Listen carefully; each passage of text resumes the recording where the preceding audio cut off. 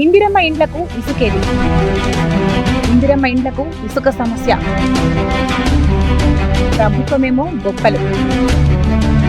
ఇందిరమ్మ ఇండ్ల లబ్ధిదారులకు తప్పని తిప్పలు. హన్మకొండ జిల్లా దేశరాజుపల్లి గ్రామంలో ఇండ్ల నిర్మాణాలకు ఇసుక సమస్య. పట్టించుకొని ఆఫీసర్లు. నడకన ఇందిరమ్మ ఇండ్ల నిర్మాణాలకు ఇసుకపై క్లారిటీ ఇవ్వని ఆఫీసర్లు.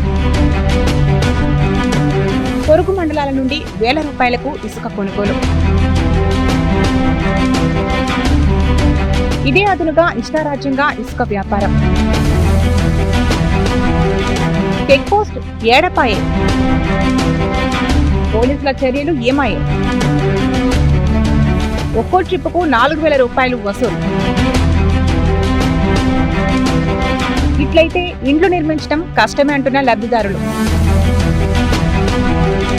ఆఫీసర్లు పట్టించుకొని ఇందిరమ్మ ఇండ్లకు ఇసుక పర్మిషన్ ఇవ్వాలని demand.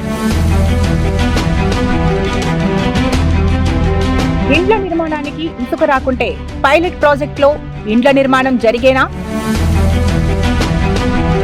Watch the special story. Swaraj news exclusive.